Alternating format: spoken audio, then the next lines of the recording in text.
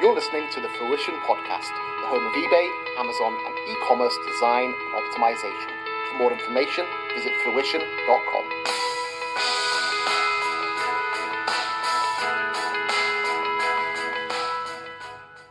Hello and welcome to episode number 5 of the Fruition Podcast. My name's John Hayes, and today I'll be continuing my conversations with inspirational entrepreneurs from across the world of e-commerce and online marketplaces.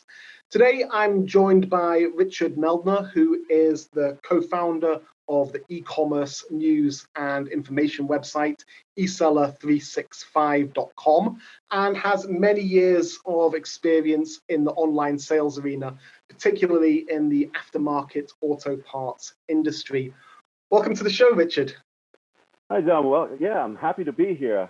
Really excited to talk about automotive stuff. It's something that's been doing for my last 20 plus years, although I'm now really mostly doing blogging stuff, but I did sell car parts for 17 years. Yeah, I think you've got a lot of great industry insight there, and also your involvement in the motorsports world as well. I'm kind of thinking of you now as our go-to car guy. But before we get into that, can you introduce eSeller365 to us? Yeah, it started out as sort of like a Skype conversation. Basically, when I was doing the eBay automotive parts sales, I was looking for just services to use to help us list better and understand things better, and maybe move into doing some direct sales with commerce platforms. At that time, Magento was the one I was looking at, and I came across somebody in the UK that was kind of had these training materials and online, and out of that I met Dave Furness, who is a partner in this venture here with eSeller365, and we kind of just sort of started talking about ideas, and one day we just sort of said, okay, let's just start this little blog. And it's, I looked the other day, I think we got 4,500 articles on there now, and it keeps growing, and it's doing pretty good. We keep readjusting the focus a little bit at times. The last 2 years, logistics has been, basically shipping has been a big conversation piece. So we talk a lot, we bring up a lot of news and insights about the United States Postal Service, but also about Royal Mail, especially the current strike situation in the UK. And then obviously a lot of eBay and the Etsy conversation, and some big commerce, Shopify, and so on and so forth. So it's kind of sort of blossomed and kind of grown into what it is now. And it's actually, I'm going to probably end up having a meeting with Dave here sooner than later about what we're going to do next year, and what we've accomplished this year and what we want to change for next year. It's nice that he now lives in Orlando. That's cool. Yeah. Dave is an old friend of mine, and I've known Dave for many years. And he was based here in the UK and was quite a successful eBay e-commerce seller himself. And along with your experience, you're kind of producing this content, which is great for the UK, great for the US. Now Dave's obviously in the US as well, but he's got that kind of British insight as well. So it's a truly international publication. Yeah, we try to touch on some of the important things. Sometimes we look at our traffic like, well, we spent 2 hours putting this together and it wasn't worth it, But that's blogging, I guess. It happens, and we move on. But we like to talk about what goes on in the rest of the world, and I think it's also important with trade in general going global. There's interest in people wanting to know what goes on in other countries. Germany had all kinds of new regulations. The EU has new regulations that impact U.S. sellers. So being able to highlight some of that and just make people aware, I think, is good and important. I think we see that in our analytics data. Sure. I mean, certainly there's a saying, the US sneezes and the UK catches a cold 2 weeks later. And, we have for many years played catch up. But when we look at things like the German Packaging Act, and I know France has recently introduced something similar as well, they're taking sort of strides in the environmental direction. And there are so many global trends that are impacting sellers from around the world, and we have to take notice because whether they're in place in our local markets now, there's no doubt that they will be in the future.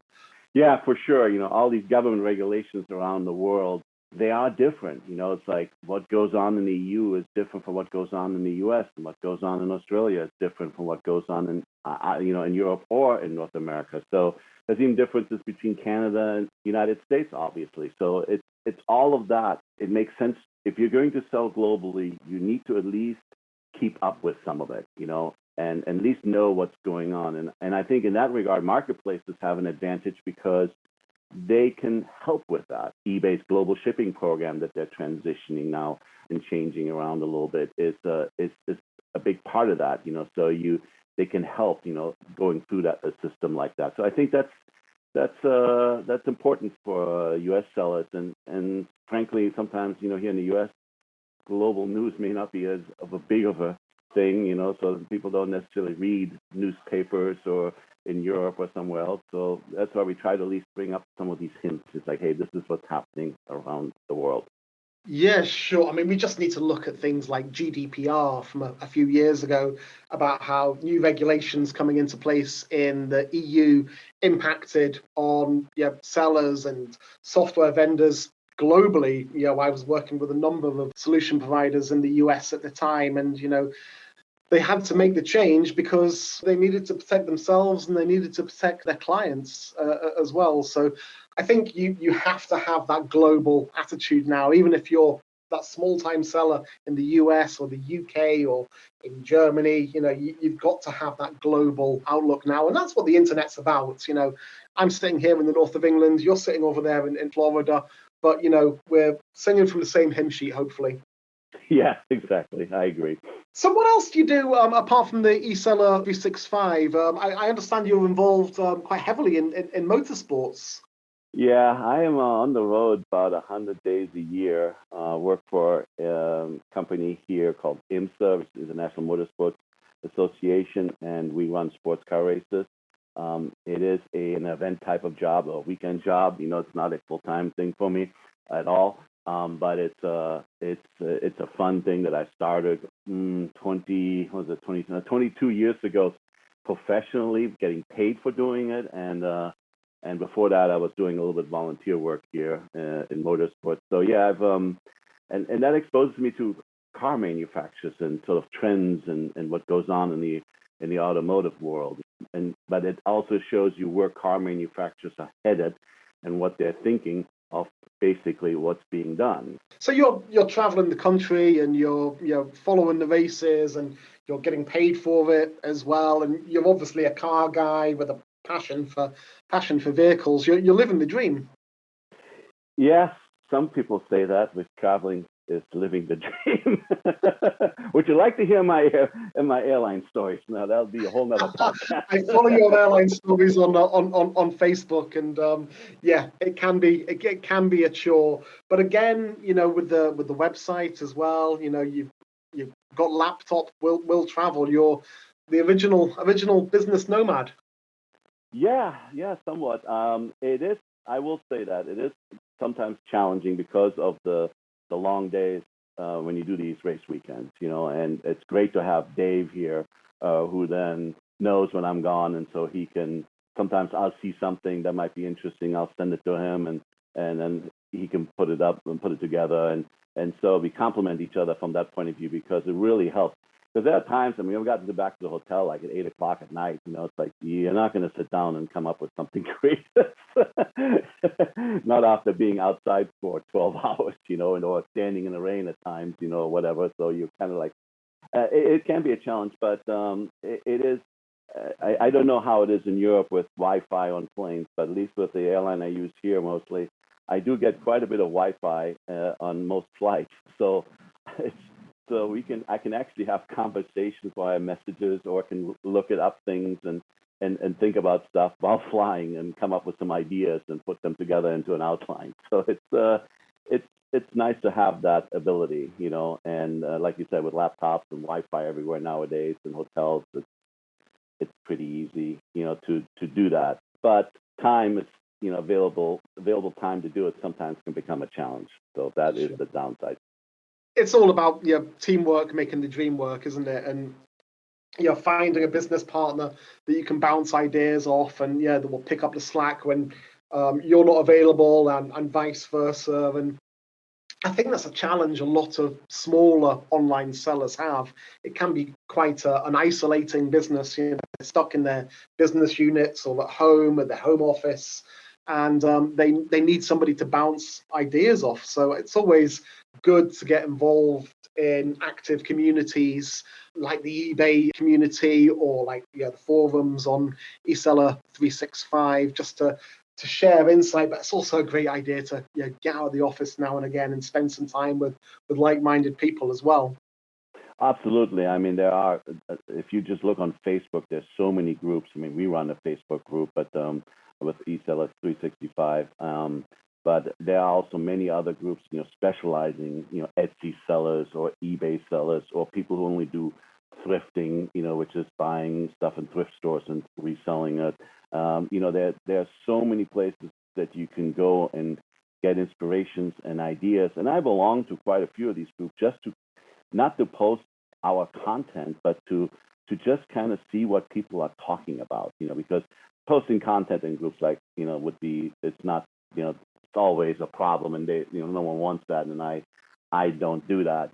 I just put a lurk, and sometimes I may actually offer a suggestion if somebody has a question, but for the most part, it's a way for me to just keep up with what are sellers thinking, and it's not just listening to the bad, but also seeing the good, because it's easy to find negative stuff. It's much harder to find positive stuff. But when you see what people are doing and how they're doing it, then you start realizing, there is definitely opportunity out there. Even with eBay having been around for as long as it has been, there's always opportunity. There's always opportunity to start your own store. There's always opportunity to do something, and you just got to be sometimes creative about it. Sure. Well, I mean, throughout this year, I've been traveling up and down the UK with the eBay Business Roadshow, and I've met some truly inspirational sellers. They have great stories, and that's one of the things I love about working in this space. You meet people with amazing stories about how they fell into this kind of business and how they grew this business. And there are just so many great positive stories. Now you can go online and you can see a lot of negative stories. We see a lot of people saying, their eBay sales have fallen off a cliff, and eBay is not the way it used to be when they first started. But when you go out and you meet these vibrant sellers, these people who are fully enthused and fully engaged with the platform, and they're optimizing their listings, and they're looking to optimize the product lines, and buy new stock in, and not do the same old every single day. There is still huge opportunity on platforms like eBay. Absolutely, and I agree with you, and I do, see it in our Facebook group, and obviously in the other groups that I belong in, where people sometimes will say something, oh, this is just eBay doing this or eBay doing that to them, and the reality is, when I sold on eBay for 17 years, there were problems, there were issues, that happened. But when you looked at the overall picture, if you got hung up on those issues and problems, you waste a lot of your time doing nothing, and sometimes you just got to chalk up that every business, whether you run a sandwich shop or a retail shop selling clothes, you're going to have problems. You're going to have somebody do something that's going to cost you money, and that's just the nature of the beast, as I call it. There is businesses lose money here and there. You just got to figure out, okay, why did this happen? What can we do to keep it from happening? Or is it just one of those things that was unique, and you just got to move on, say, okay, I lost X amount of dollars on this sale, move on, go on to the next thing, versus, stewing over it. And I think I see that as one of the big problems. And like you said, some people are complaining, well, my sales are down. It's like, well, why are your sales down? Are you putting item specifics in? Are you putting good pictures up? Are you putting good descriptions up? Are you doing things you did 20 years ago? I mean, when I started listing early 2000s, what we put in listings then, what you would need to put in listings today is completely different. You can't do that, and I think that applies to eBay. I think that applies to Etsy or other marketplaces. Certainly, someone like Amazon, who is slightly different because a lot of description information is there if you're selling a branded product for which they already have an ASIN, but if you sell your own product, then you definitely have to look at what are the, look at listings that show a lot of sales and what are these people doing that is different from the listings or your product pages. And I think that's the key element, in all of that.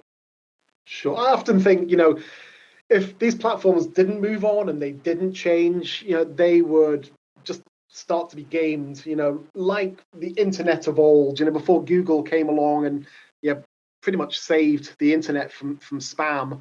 They change their algorithms regularly. They keep the SEO guys on their toes, so that people can't throw out those spam listings and those rubbish products, because it's not everyone's God-given right to be in business. Your business is hard, and sometimes you've got to work hard at it. So it's all about reading those emails that eBay send to you every couple of months and making those changes and making those adjustments, and not saying, I've always done it this way. In fact, I always think, people that say I've always done it this way, it's the most dangerous thing you can say in business. You have to evolve. Absolutely, and I think it doesn't matter whether you're selling online or you're selling in a mall or out of a retail store, on the side of the road or whatever. I think it's unless you're running a gas station, but even then, even look at gas stations. At least here in the U.S., over the last 2 years, you've seen them go from gas stations that sold maybe cigarettes and some beer and a few snacks items to now I can go on an app and order something at a gas station and get a sandwich just as good as some other major sandwich shops, and so they have evolved. When you look at that, businesses evolve. They evolve to try to serve customers better and try to attract customers, and that's the same thing. And I think when people sometimes forget that when they create listings, that's what the goal should be. What can I do to attract people to my listing? What can I do to rank higher because I provide content that or information that is relevant to searches, and that's I mean, I've seen when I sold car parts, and we mostly sold branded car parts. So meaning, we are buying these parts from somebody who had a brand awareness out there, and so we always part numbers in our listings. And I would look and see how many people would not do that, and I go like, why would you not do that? Because people often search by part number because they did their own research on the internet. They looked, okay, I need part number XYZ, and then they went to eBay and would put that number in there. And you put that number in there, our listings were always a little higher for some of these brands because we did that. Now, over time, other people caught on, but I was amazed in the beginning how many people didn't do that. And that was a simple one thing, a part number. Sure, and it prevents things like people buying the wrong item and returning it as well, because if it's a complex thing like a car part or a computer part or something for a musical instrument or a hobby or something like that, you want to know the bit that you're buying will fit what you've got, and the only way to guarantee that is to to cross-reference the part numbers. So it just makes so much sense. And eBay, they provide all of the tools to put all of this information in, whether it's the item specifics, your sizes, colors, your fitment data for cars. It's available for you to use. And we constantly see listings where it's just a headline, a badly written headline often, and a couple of lines of text and a few hastily taken photographs. And people wonder why their items don't sell. So when you go to the manufacturer and website today, and most of them, you can go look up your car and see what it is, and you go like, okay, this is what I need. And so then when you look online, obviously you can then search by the part number, and you feel more comfortable that is what you're getting is the right part, because some descriptions or some fitments are difficult to describe, and anybody that's dealt with Chevy trucks will probably agree with me on that one, because that was another one that was a big nightmare, because there's so many variations, and it's, you have to really pay attention. And yes, it's frustrating when the customer doesn't do that and just buys something based on the basic description and then it doesn't fit. But that's part of the business, unfortunately. And in some situations where I knew we had some parts that were very finicky as far as fitment is concerned, I would send the customer an email. It's like, okay, I want to make sure that what car or vehicle you have, and if I would get a quick answer back, sometimes we actually got an answer back where it turned out like they were buying the wrong part, you know. So there are sometimes ways on how to avoid that. You know, if you can, you know, if you want to take the time to do it, and then you get at least get a good feedback from that as good customer service, making sure that the person gets the right item. Sure, and it saves you a ton of money in returns and putting items back into stock, or perhaps not being able to put those items back into stock because the packaging's been destroyed, or you know. And customer care is a huge component of running a successful eBay business. And eBay sellers will tell you that your buyers on eBay can be difficult, but you know, if you're selling complex items, you know, sometimes you've got to go that extra mile to, you know, give people the confidence, you know, to buy off you. And again, that comes down to your item descriptions and your item specifics and your images, and you're putting as much detail into your listings as possible. One of the things we do at Fruition with our e-commerce clients in the car space is we have a search mechanism now where people can put in their registration number into the search, and it will only display items that fit their car, which is incredibly useful, and it, you know, really, you know, reduces the amount of returns sellers have to deal with.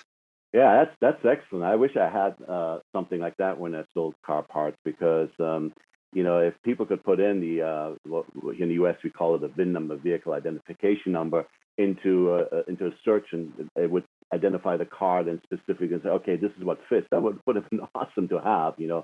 And I have seen some of that on some websites nowadays. So I've seen that, you know, by some larger car accessory places, not on eBay, but on their own websites, where they were putting that in to help consumers with. So I think that's basically what it boils down to today. You have two choices. You can try to avoid the errors, or you can go what I call the Amazon way, which is, if you don't like what you got, we'll take it back. We don't really ask many questions. And so that's obviously the other way to approach customer service, is like, if you can just ship it out. If it's wrong, you eat it, you pay for the return shipping, you deal with it, and you just move on. That's fine too, you know. But it's, I think, really important to do something to reassure the customer that they're getting, that they will not be disappointed, and that they're getting the right item, you know. And the more complex, like you said, the more complex it is.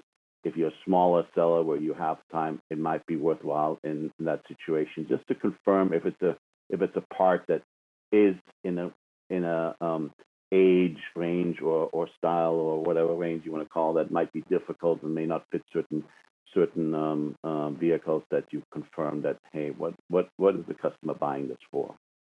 Sure. So eBay is the biggest seller of, you know, car spares and accessories in the world. I think I read the other day they've got something like 110 million items listed with them at any one time. So there's obviously a lot of competition on the platform.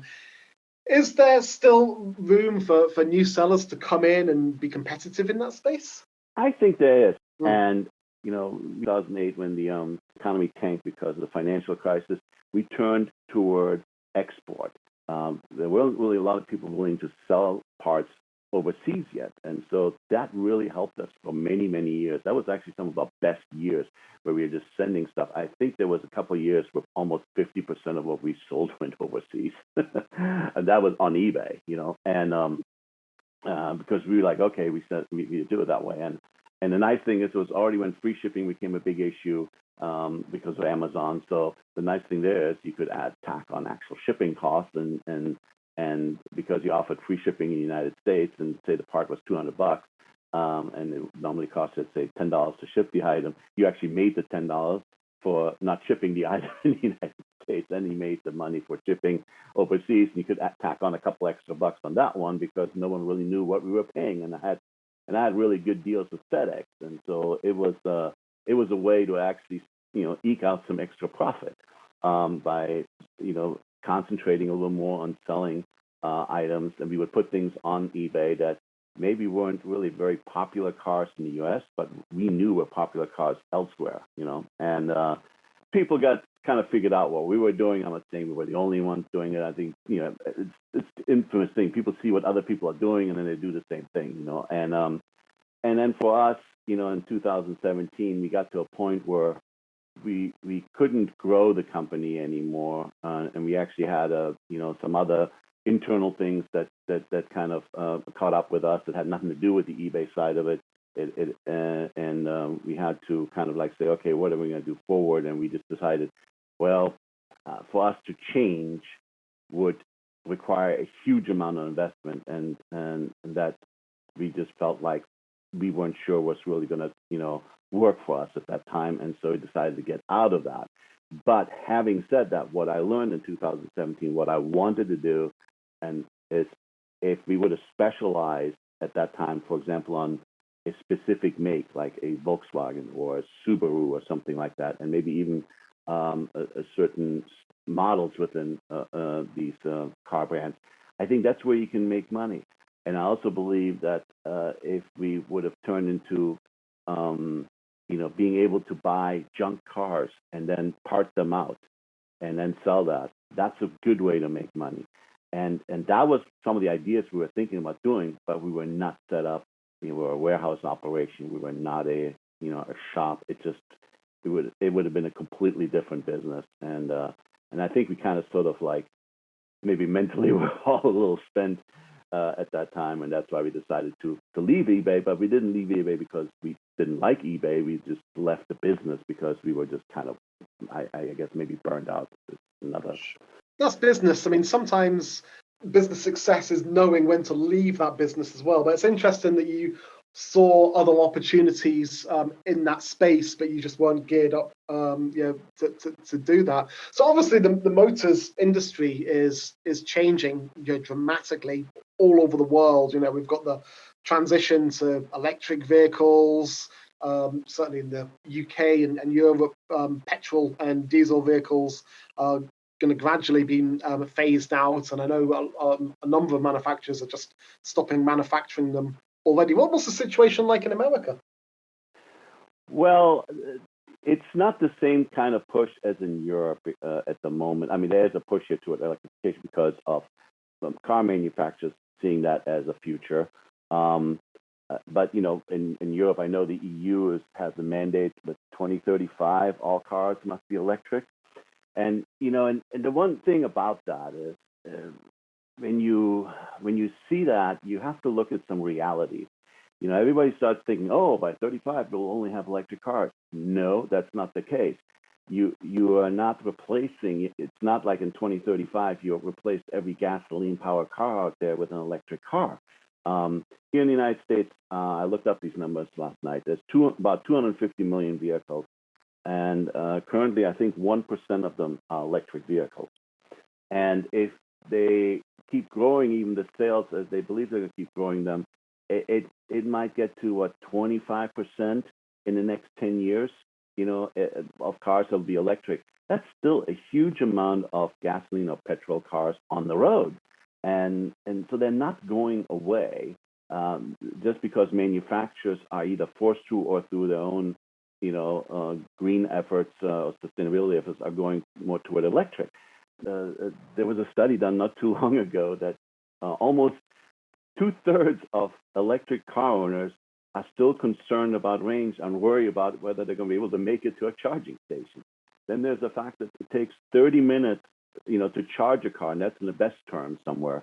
And so the idea that electric cars are going to take over the world and going to just replace gasoline cars is, I think, a lot of people, I think it's going to happen much quicker than the reality will be, as the car manufacturers stop selling gasoline-powered cars or reduce the amount of gasoline-powered cars they're selling as they get toward this whatever goal, whether it's a government goal or their own internal goals. People are going to keep looking for the easy gasoline-powered cars, and we've already seen that in the last 20 years, the average car age has gone up significantly. It used to be here in the United States around 9 years. Now it's well over 12 years. So, and I think over the next 10 years, that's even going to go higher because people are going to hold on to cars longer. Right now, they're holding on to cars longer because of the inflationary issues, and supply chain issues. But as we get closer to that, to people saying, I don't want an electric this or that, they're just going to buy a used something else. And that's going to provide a lot of opportunity in this business to continue selling parts that offer gasoline powered cars. And I know a lot of people don't want to hear that, but I believe that's the reality. And that's just, from a business point of view, if you're going to look for an opportunity, there it is. With people keeping the cars on the road for longer, is Florida going to start resembling Cuba in a couple of years' time with lots of old vintage cars rolling around? Yeah, well, that's very possible. It's actually, I don't want to say it's going to look like Cuba with just 1950s cars, but I think there's going to be a lot of definitely older cars around. Although I read somewhere the other day, and I found that very interesting, that Florida is one of the top selling states of electric cars. So maybe it's because we don't charge taxes on it. I don't know. It's very, very, very strange. It's a very strange environment. It's interesting. eBay in the UK recently revamped MTV's "Pimp My Ride." I don't know if that's had any traction in the US, but it's obviously they're getting behind this movement, and it's all part of their reuse, recycle, reappropriate campaign, which they're really getting into, certainly here in the UK. Are they making similar moves in the US? eBay here in the US has been advertising heavily doing NASCAR races on television. And that is an audience that is pretty much probably a lot of people there work on their own cars. And I think that's why they obviously went for that, why that made sense. I haven't seen them really involved in shows. I know they did something with something in New York a few months back to kind of highlight, accessories and cars. But I think their focus here in the U.S. maybe a little more on replacement car parts. I think that's where the business really is at the moment. It's interesting with eBay. You mentioned earlier that eBay is considered one of the largest sellers globally of parts. But according to SEMA, which is an industry association here that deals with aftermarket parts, eBay's market share in the entire aftermarket business is 3%. Wow. So much of it is still sold at tire stores. So much is still sold at repair shops. So much of it is still sold over the counter at these auto parts stores. So that is the $50 billion market here in the U.S. is predominantly still a retail market, but it's shifting. I guess a lot of this comes back to the question of confidence again. Will this bit that I'm buying for my car fit it? And that's why they go into the shop, and that's why they speak to the man behind the counter, and he'll tell you whether it works or not. And this comes back to how much effort people need to put into the eBay listings, in terms of descriptions, in terms of part numbers, in terms of imagery, in terms of video, and all those great things. We've talked a lot about people needing to keep their cars on the road because of inflationary issues or supply chain issues or whatever. But I guess there's also the question of enthusiasts as well, people who love fixing up old cars, classic cars, specialist cars, and that's where the whole specialist thing comes in, I guess. Absolutely, and the historic or the vintage car market is big and huge. I mean, we see that. Here in the United States, we have auto auctions that are live on cable television. So I mean, it's they're broadcasting these. I mean, you're not bidding on the cars from home, but you can actually watch what's being sold. Now, granted, these are the higher price stuff, but still, there's a great market there in the restoration market, and those are the areas where I know somebody, for example, that has a warehouse full of vintage Ferrari car parts. Now, He hasn't even sold. When I talked to him earlier this year, he said he hasn't even sold one on eBay. He hasn't even put one on eBay. He goes, I'm still collecting them. I think it's his retirement fund. Mm. So he has a little storage, or has a storage unit of some kind. And it's got vintage Ferrari car parts, and these type of things is what I think. If you are really a true enthusiast and you want to do something unique, you're going to be looking for parts that are unique, and there's going to be people out there that have them.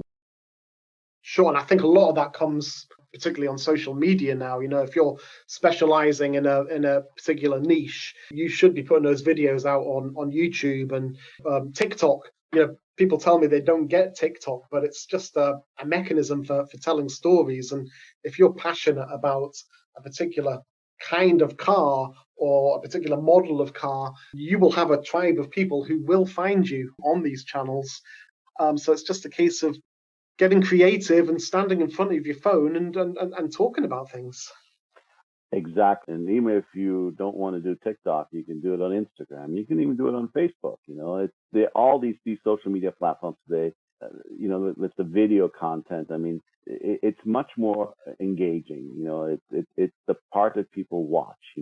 It's video makes a huge difference. So if you're thinking about starting out, or you want to go down that path, I think you need to really look at what content can I create that is interesting. I mean, I can tell you, like the other day, I had a little problem with my car, and I know that it required just a small fix. So I looked online, and what does it take, and to do this, and I was like, oh, I think I can actually do this, and I found a YouTube video. There's so many YouTube videos, and just you see these guys putting stuff out there, and you see the view counts, and it's incredible. You go like, well, there's 20,000 people that look for this information on how to replace the battery in a key fab or something. So I mean, it's amazing. But if that's if you sell key fabs or whatever, then that's what you want to do. You put that out there on YouTube and put the right hashtags with it, and then have links there that send you to your store. People seek out expert advice because just because they own a product doesn't mean they know anything or everything about it. So they will seek out that expert advice. And if you can connect with them through a channel like YouTube or Facebook or Instagram or TikTok or Twitter or whatever, it cannot fail but work for you. And everyone has a TV studio in their mobile phones now, so the cost of doing it is negligible. Yeah, just a little bit of thought about the script, a little bit of thought, maybe about lighting. You can do something very sophisticated with very little input. So what advice would you offer somebody entering the market today? Obviously specialize, get out there on social media, promote yourself, share advice, share knowledge. What else would you say to people? Well, you pretty much summed it all up right there. It's the key items. It's offer free advice, specialize. Don't try to compete with Amazon. Find something that you're interested in, but find something. If you can come up with something in the car that you think is unique. I know this particular company that is part of the motorsports scene that I work with. They started selling this cup that holds your phone. Basically just a cup, something you put in the cup holder that holds your smartphone. But I think some form of specialization, I think, is important, and telling a story around what you're selling is important. And you can tell a story on eBay, and going back to eBay, they're providing more opportunity to tell a story in an eBay store. I call it reintroduced video. They used to allow YouTube videos, then they took them away. And then they said, oh, look, we're bringing video to your listings. Like, well, yeah, you're reintroducing it, but whatever, it's the fact is video is now possible. I participated in eBay Open Online here in the United States. They demonstrated a live feed beta that they're doing. It was phenomenal. It was great. something now that allows you to go live and show off your product live. So it's kind of like the here we call it home shopping network. It's the social commerce side of it. So eBay is putting these pieces into play, and I think that also shows the market shift and where some sellers are just getting left behind. They are not able to make the changes, and or they're not willing to make the changes to do these things. And I think that's important. Right now I think a lot of the video stuff online is mostly about fashion items, but I think that's going to change.